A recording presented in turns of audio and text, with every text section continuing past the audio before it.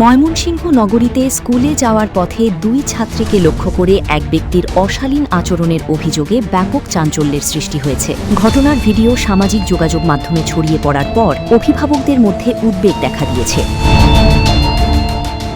জানা যায়, নগরীর নতুন বাজার রামবাবু রোড এলাকায় সকালে স্কুলে যাওয়ার সময় দুই শিক্ষার্থীর সামনে দাঁড়িয়ে এক ব্যক্তি আপত্তিকর আচরণ করেন। পুরো ঘটনাটি আশপাশের সিসিটিভি ক্যামেরায় ধারণ হয়। পরে ভিডিওটি অনলাইনে ছড়িয়ে পড়লে বিষয়টি নিয়ে আলোচনা শুরু হয়। এই ঘটনায় সন্তানদের নিরাপত্তা নিয়ে দুশ্চিন্তা প্রকাশ করেছেন অভিভাবকরা। তারা বলেন, শিক্ষা প্রতিষ্ঠানে যাওয়া আসার পথে শিক্ষার্থীদের নিরাপত্তা নিশ্চিত করা জরুরি এবং এমন ঘটনার কঠোর শাস্তি হওয়া উচিত। স্থানীয় সূত্রে জানা গেছে, অভিযুক্ত ব্যক্তি শহরের একটি পোশাকের দোকানে কর্মরত।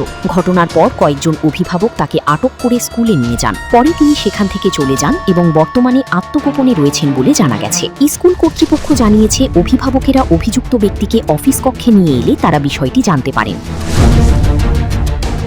এদিকে সিটি কর্পোরেশন প্রশাসন জানিয়েছে, ভিডিওটি তাদের নজরে এসেছে এবং প্রয়োজনীয় ব্যবস্থা নিতে সংশ্লিষ্টদের নির্দেশ দেওয়া হয়েছে। প্রশাসনের পক্ষ থেকে বলা হয়েছে, সমাজে এমন বিকৃত আচরণের বিরুদ্ধে সবাইকে সচেতন হতে হবে।